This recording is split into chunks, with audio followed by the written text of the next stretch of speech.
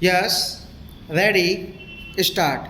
Then we decide how to produce those things in India in order to meet a particular variety of needs. We have now to put up a factory which will produce the goods that we need 5 years hence. Thus, planning is a much more complicated process than merely drawing up some schemes and fixing a system of priorities. Behind all this is another factor, finance. Finance is important but not so important as people think. What is really important is drawing up the physical needs of the pupil and then working to produce things which will fulfill such needs. If you are producing wealth, it does not matter very much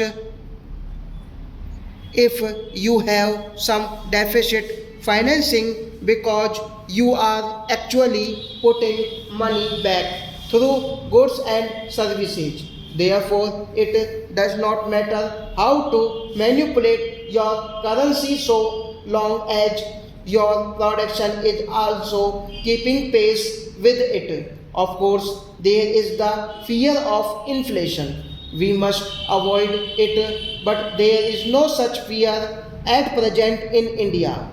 On the other hand, there is deflation. Nevertheless, we have to guard against inflation. We have to produce the equivalent of the money pumped in. Sometimes there is a gap between investment and production when inflation sets in. For example, let us say we put in 100 crores of rupees in a river valley scheme which takes 7 or 8 years to build. During the years it is being built, we get nothing out of it but expenditure. This can be balanced in cottage industries in which the gap in time is not large. The additional money that you have put in is not locked up for long. Therefore, in planning, we have to balance heavy industry, light industry, village industry, and the cottage industry. We want heavy industry because without it, we can never really be an independent country. Light industry too has become essential for us, so has cottage industry. I am putting forward this argument not from the Gandhian ideal but because it is essential in order to balance heavy industry and to prevent the big gap between the pumping in of money and production. But production is not all.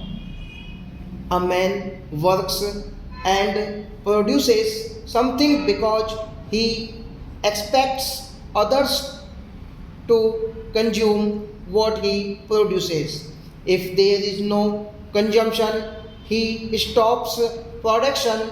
Therefore, whether it is a factory or a cottage unit, consumption of what is produced should be taken care of. Mass production inevitably involves mass consumption, which in turn involves many other factors, chiefly the purchasing power of the consumer. Therefore, planning must take note of the need to provide more purchasing power to stop.